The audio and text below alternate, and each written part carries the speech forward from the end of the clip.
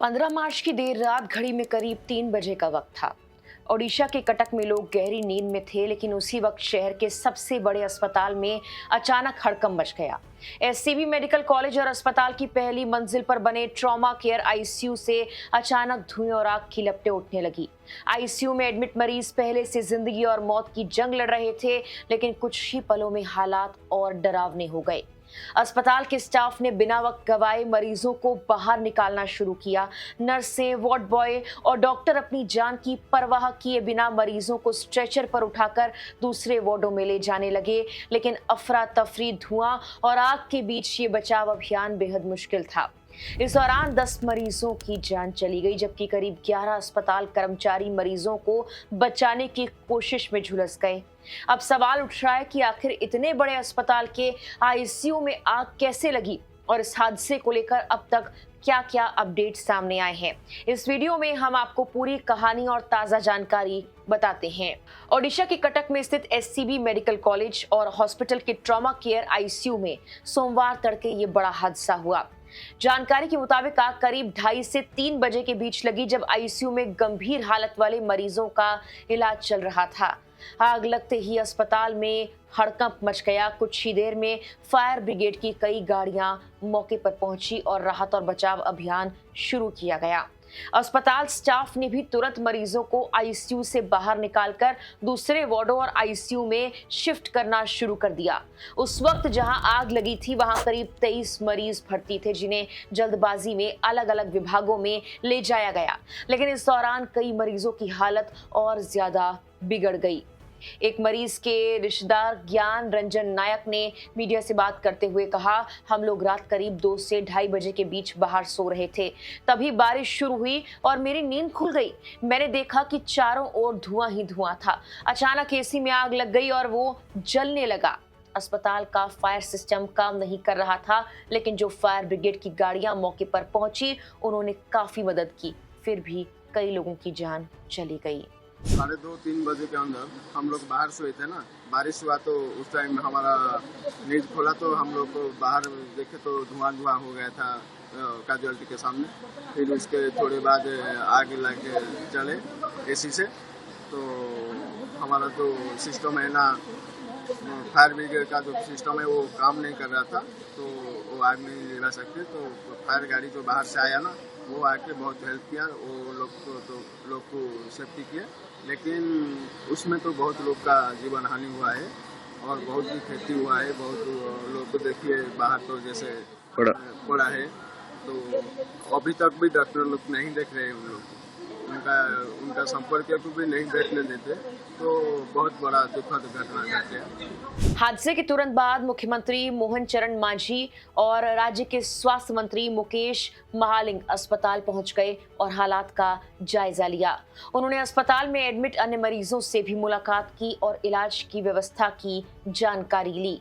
मुख्यमंत्री ने इस पूरे मामले में न्यायिक जांच के आदेश दे दिए हैं। साथ ही फायर सर्विस के डीजी को खुद अस्पताल जाकर फायर सेफ्टी व्यवस्था की जांच करने और जल्द रिपोर्ट देने के निर्देश दिए गए हैं। सीएम ने साफ कहा कि अगर जांच में किसी तरह की लापरवाही सामने आती है तो उसके खिलाफ कड़ी कार्रवाई की जाएगी। एससीबी मेडिकल का जो ट्रॉमा केयर सेंटर है, वहां संभवतः विद्युत शॉर्ट सर्किट के लिए एक अग्निकांड हुआ और इस अग्निकांड में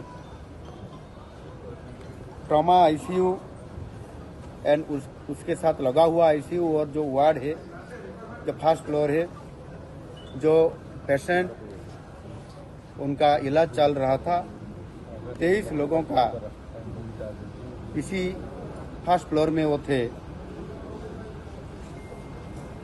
जो अग्निकांड हुआ इसी टाइम में, उसमें से 7 लोगों का अग्निकांड के वजह से उनका मौत हुआ और उनको शिफ्ट किया गया और शिफ्ट करने के बाद और 3 लोगों का भी मौत हुआ। और जो हमारा कर्मचारी लोग, सिक्योरिटी और लोग जो मेडिकल कर्मचारी है, उनका रेस्क्यू ऑपरेशन में जो भाग लेने वाले, वो भी अपना लाइफ को रिस्क लेते हुए उनको रेस्क्यू ऑपरेशन किए और वो भी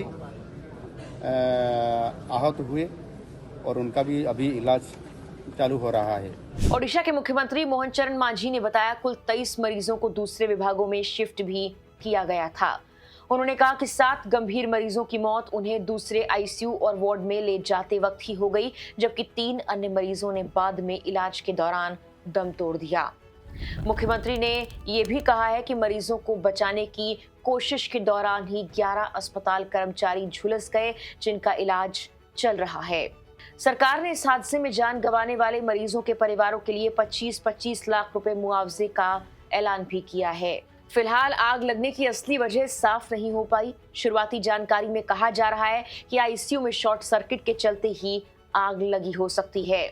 स्थानीय पार्षद दीपक कुमार दास के मुताबिक उन्हें करीब 3 बजे घटना की जानकारी मिली और जब वो अस्पताल पहुंचे तो वहां अफरा तफरी का माहौल था। उन्होंने कहा शुरुआती जानकारी के मुताबिक तो शॉर्ट सर्किट की वजह से ही हादसा हुआ हो सकता है, लेकिन जांच के बाद ही तस्वीर साफ हो पाएगी कि पुराने एसी की वजह से आग लगी या इसके पीछे कोई और कारण था। दीपक कुमार दास, मैं यहाँ का लोकल कॉर्पोरेटर हूँ।